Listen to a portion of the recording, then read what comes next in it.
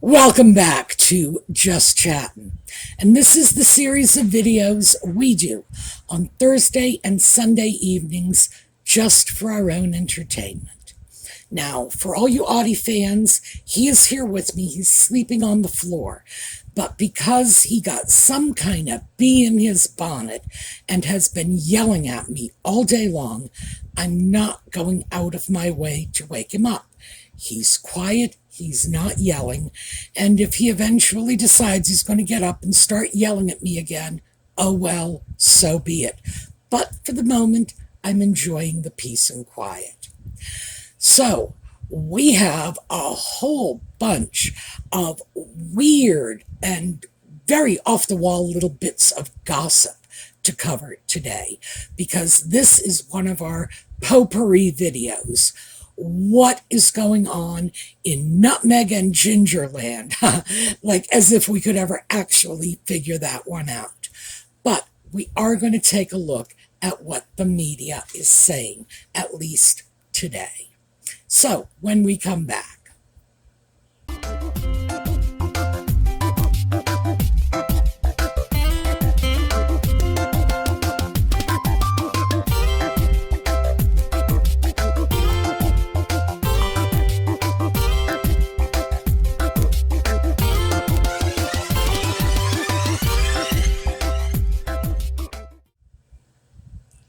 So, a very interesting new rumor is circulating that Nutmeg and the Sock Puppet had originally made plans to have a big 4th of July bash in the backyard of the McMansion off in Montecito, but that they canceled it in a huff. Very much at the last minute. This would have been like 3 days before the event, at least according to the sources that I've found.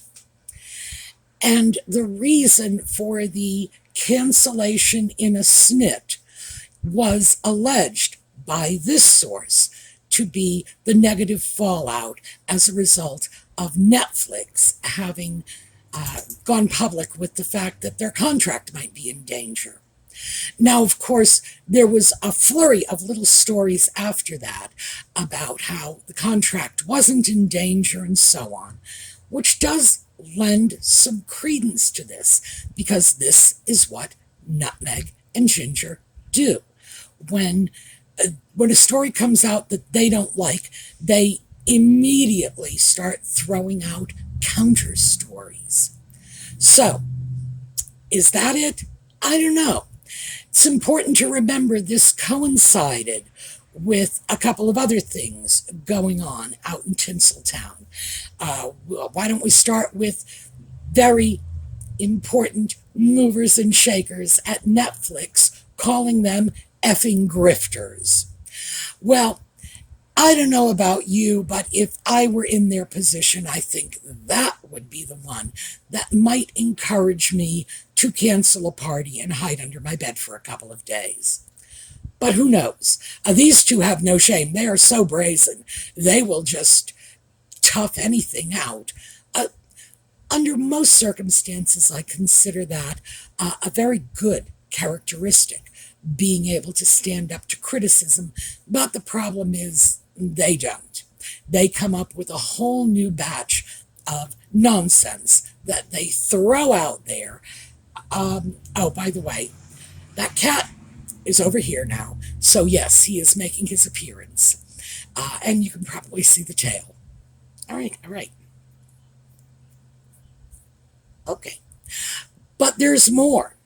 Stories are also emerging that they are being shunned by Hollywood, left and right. Now, the rationale for this shunning by Hollywood is that the movers and shakers in Hollywood would rather keep the goodwill of William and Catherine than get wrapped up with Nutmeg and the Sock Puppet. Anybody in their right mind would make that choice, so I'm not saying that this is, in fact, not what's going on. I just think there are so many reasons to be avoiding Nutmeg and Ginger that we don't need to look that far to find them. We don't need to look over to the UK, because the simple fact of the matter is that, no disrespect to William and Catherine at all, I think they are fine people, and I think they're a credit to the royal family and to the nation and the Commonwealth and so on. You know, aces in my book, but they don't carry clout in Hollywood. This is not the sort of thing that would be of great impact on the people out in California, because they consider themselves to be far superior to any crowned potentates from any European powers or former powers, etc., etc. It's not. It's not a venue in which they do a lot of sucking up. So, do I believe this has anything to do with William and Catherine? No. I think Nutmeg and the Sock Puppet have sunk their own ship. And they've done this primarily by shooting their mouths off about everybody and everything that crosses their path. They are not discreet. The Sock Puppet proved that with his book, Spare. And in that book, he had no problem throwing acquaintances, and I'm assuming they're acquaintances and not friends, under the bus for drug use in Hollywood. He had no problem throwing friends from back in the old days in the UK under the bus. And that complete lack of discretion. See, it's the discretion. It's not the disloyalty. I don't think anybody in Hollywood has a working definition of loyalty. I really don't. But they don't want their private business tossed out willy-nilly on the front pages. And with good reason, because most of the time they are up to no good in their private business. And people simply don't want their public images tarnished. Courtney Cox took a pretty big slam from the Sock Puppet's book when he revealed that he was getting loaded on mushrooms with, I assume, hallucinogens in them that were, I'm not sure if they were being passed out at her party, or, this is the scary part, or if he simply, as suggested in the book, walked into her kitchen, opened her refrigerator, and helped himself to the drugs in there. It's kind of scary. And that's somebody who doesn't have the manners of, the average person raised in a dingy outhouse. Who knows? But he certainly has enough of a level of entitlement to think that he ought to be able to wander into people's private spaces and dig through their stuff. Here's the thing. You don't throw that out in your book. This is something that, whatever is going on with Courtney Cox and her parties and her possible drug use and her private life, was not the Sock Puppet's to expose publicly. And if he is never again welcomed back in her home, I would say he's getting off light. Because Lord knows if somebody did that to me, I'd be chasing them down the street with a frying pan. They are simply reaping the consequences of their own behavior. So, in addition to party being canceled, Hollywood shunning them, we have another story indicating that they did some shunning too, that they never bothered to acknowledge little Prince George's birthday. Now, ordinarily, I don't think that's a big deal.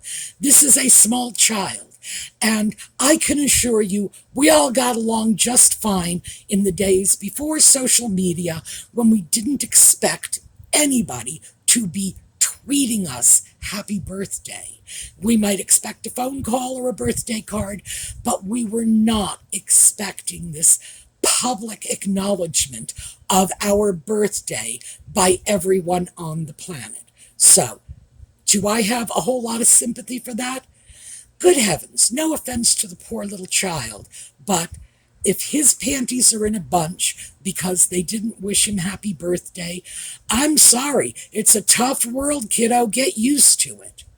What I do have an issue with is Nutmeg and Ginger and their coterie of devoted fans are forever complaining about the lack of public social media response from absolutely everyone in the British royal family over every real or imagined landmark in the lives of the ex-royals of Montecito.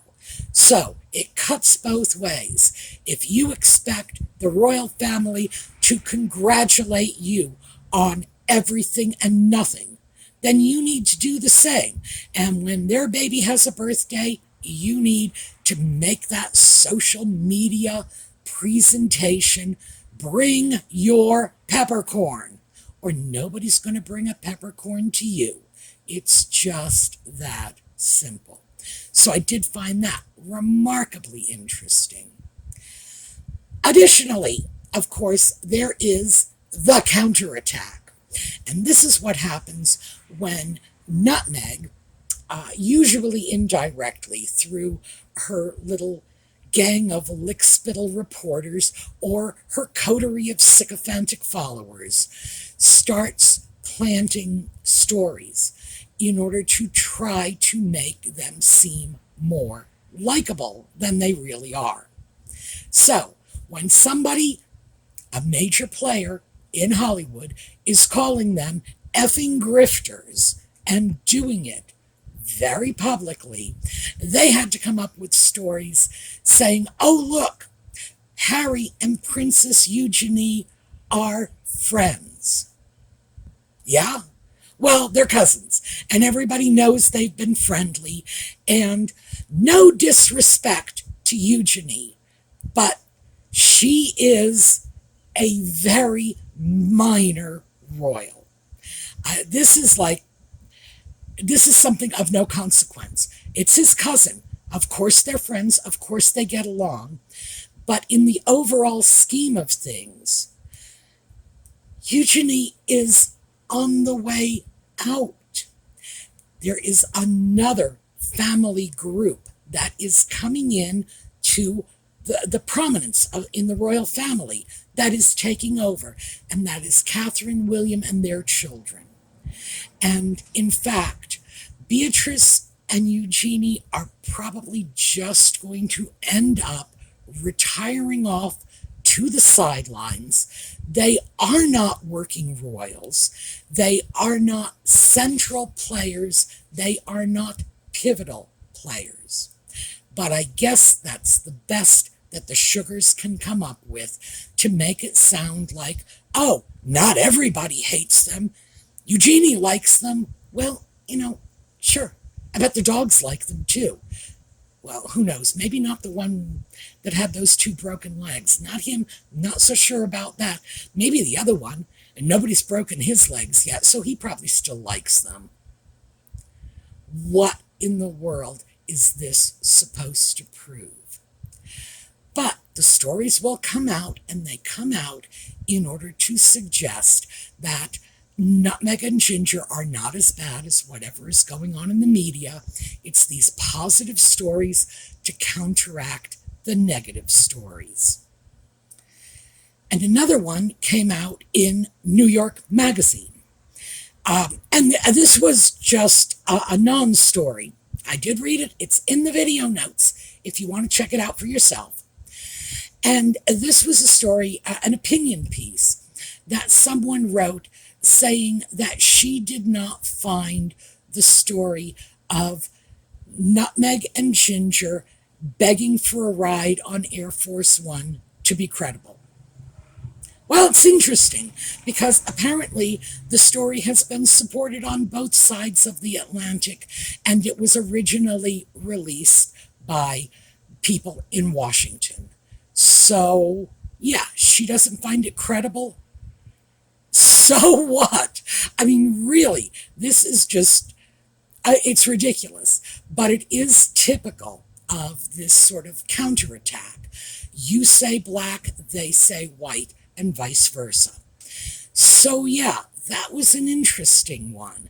I was surprised that particular story got as much traction as it got, mostly because, as I say, it's clearly an opinion piece. She didn't happen to find it credible because she didn't feel it synced in properly with the time frame of when Nutmeg and Ginger were in the UK for the Queen's funeral.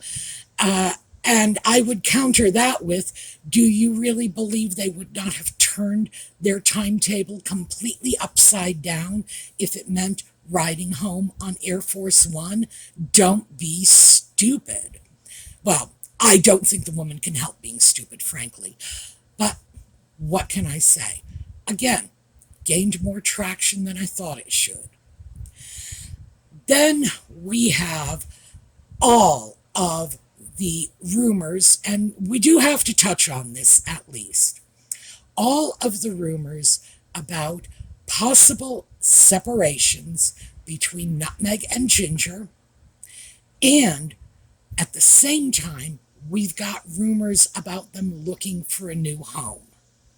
Now, the interesting thing about this is these are stories that, even though they seem contradictory on the surface, actually dovetail very nicely.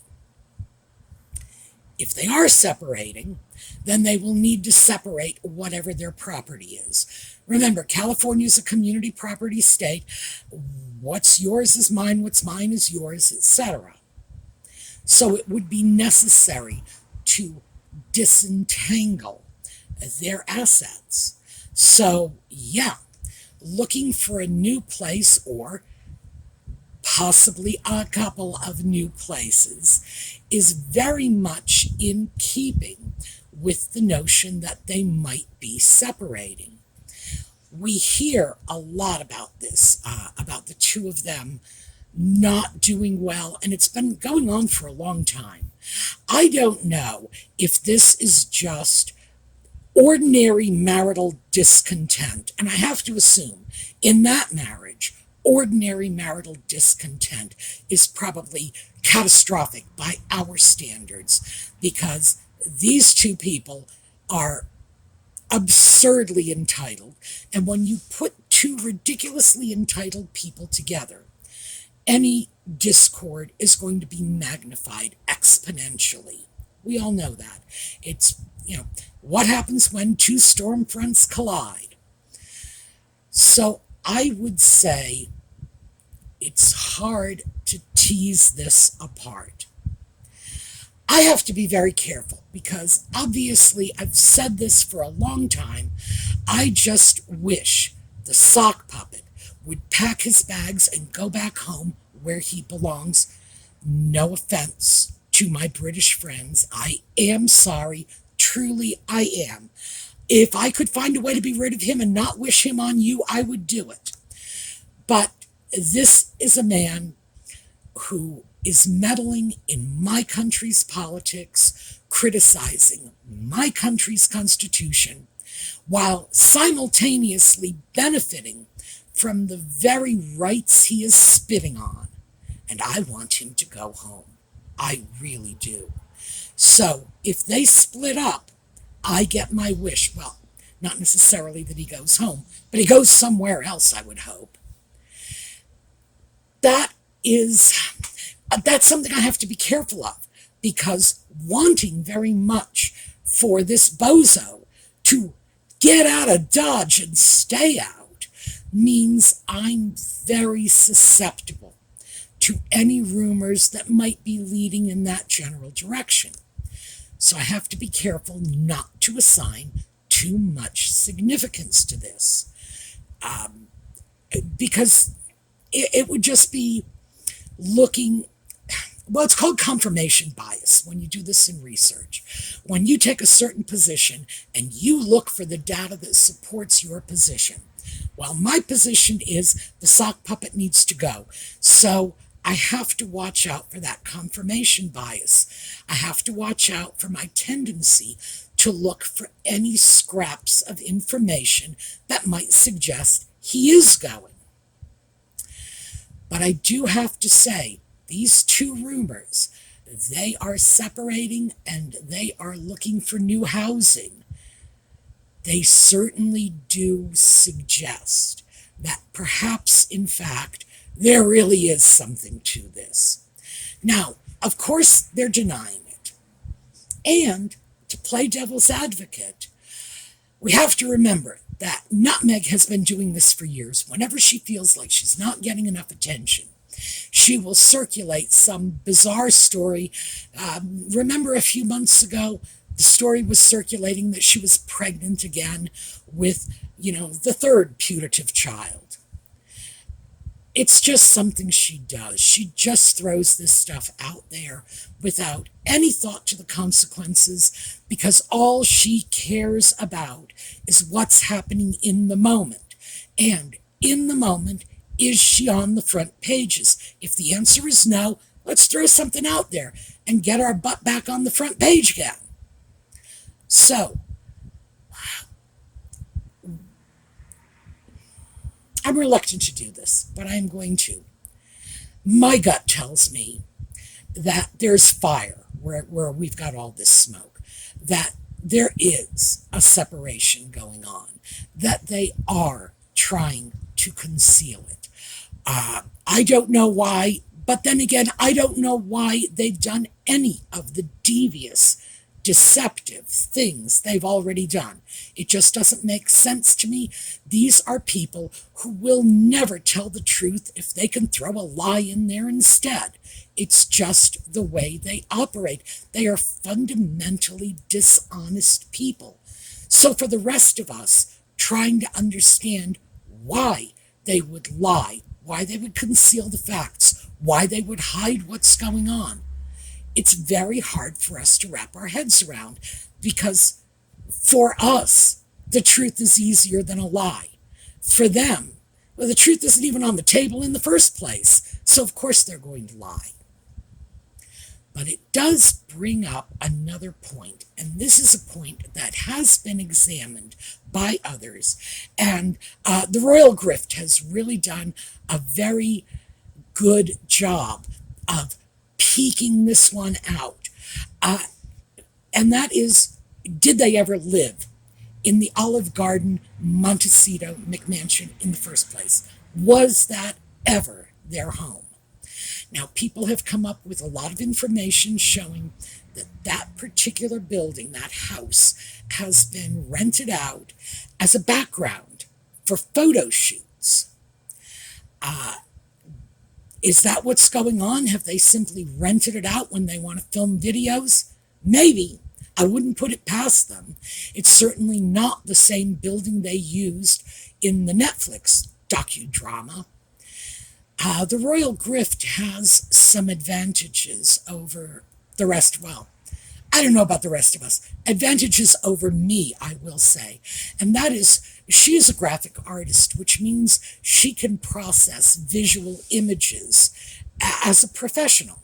She can look at something, she'll see things that I would miss. Probably that you would miss as well. Of course, I don't know how many of you are graphic artists, but artists who make their living working with images, manipulating images, they're very good at piecing images together. It's what they're trained to do. So I have to say, I am pretty convinced by some of her videos that this has never been where they were. They were really somewhere else all along, perhaps a number of other somewhere else's. So, are they selling this house? Do we even know if they ever bought it in the first place? I don't know. I've never seen anybody come up with a bill of sale in their names. I have never seen tax records in their names. And I've heard a lot of rumors that they were only renting it in the first place. So, what are we looking at here? And I have to say, My gut feeling is that what we have been looking at for the last 3 years is a house of cards, and that house of cards is crumbling. So, in any event, I am definitely looking forward to seeing how this sifts out. But for the moment, as for the separating, moving, oh, we want to go to Malibu because Nutmeg's career in Hollywood is taking off, which is another brilliant bit of wishful thinking. I don't know. And I have to say, it would not surprise me in the least to find out there's nothing to divest, that it was all smoke and mirrors to begin with. So I will keep you posted. Now, we are going to take a look at a slideshow on the way out. Catherine, I think I'm going to do Catherine, simply because I haven't done her in a while, and she was such a pretty child. It's always wonderful to look at her early pictures. So, in the meantime, I will see you all next week, and have a terrific day.